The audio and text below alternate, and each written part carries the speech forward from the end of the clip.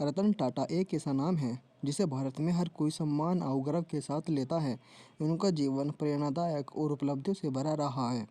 उन्होंने अपनी मेहनत, काबिलियत और ईमानदारी से न सिर्फ अपनी कंपनी को ऊंचाइयों पर पहुंचाया, बल्कि भारतीय समाज में भी एक अमिट छाप छोड़ी।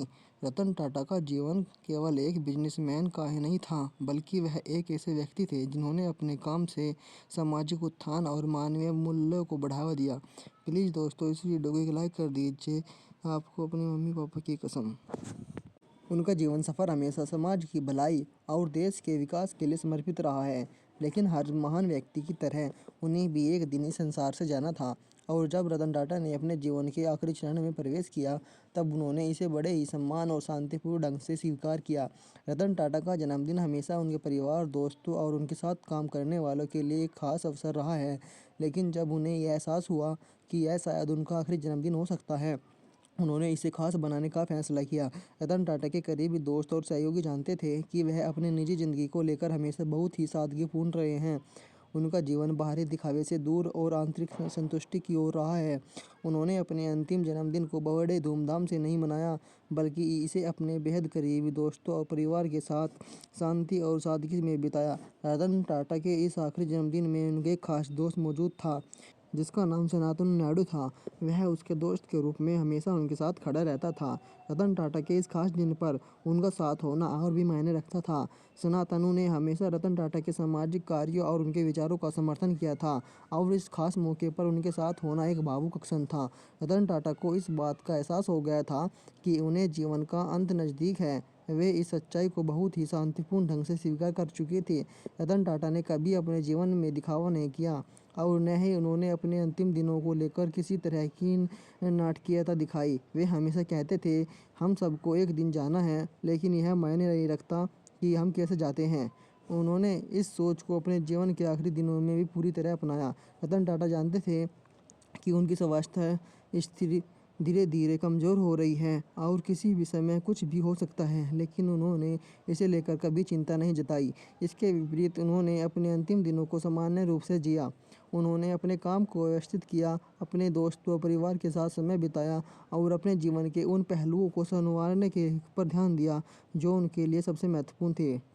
रतन टाटा के अंतिम दिनों में उन्होंने न केवल अपनी कंपनी को एक सुरक्षित भविष्य की ओर अग्रसर किया, बल्कि अपने जीवन से जुड़ी हर छोटी छोटी चीज़ को पूरी संवेदनशीलता के साथ संभाला।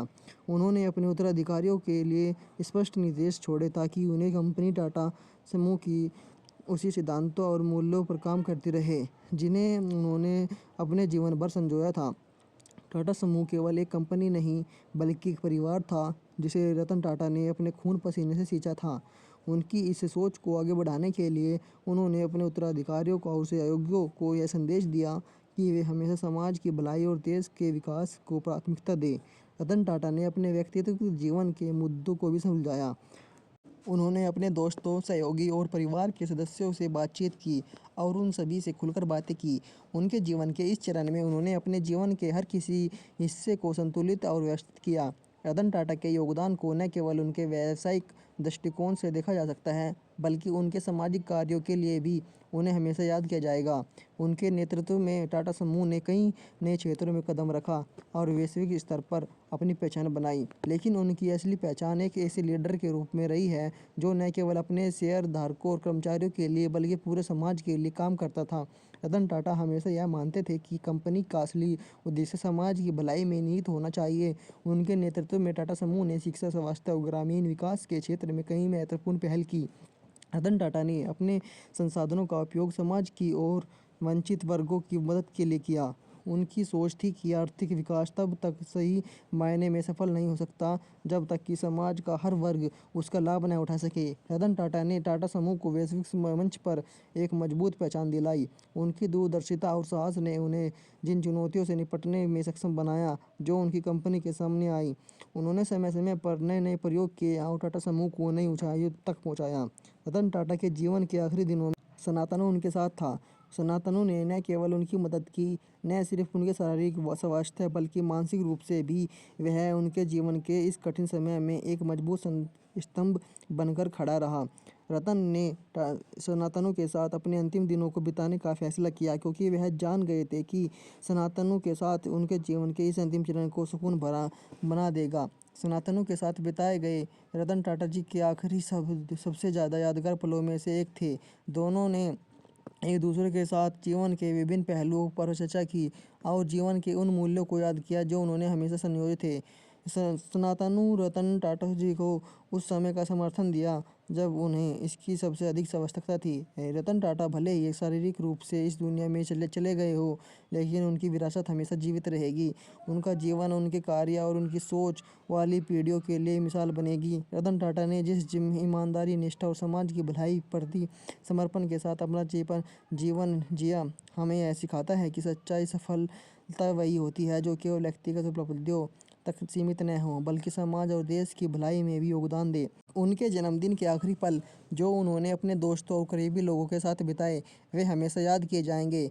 यह एक ऐसा दिन था जब रतन टाटा ने अपने जीवन की पूरी यात्रा को एक बार फिर से जिया और संतोष के साथ विदा ली। रतन टाटा की यह यात्रा हमें यह सिखाती है कि असली महानता केवल व्यावसायिक सफलताओं में नहीं होती, बल्कि उसमें होती है कि हम अपने जीवन को किस तरह से जिए और समाज के प्रति हमारे कर्तव्यों को किस तरह निभाए।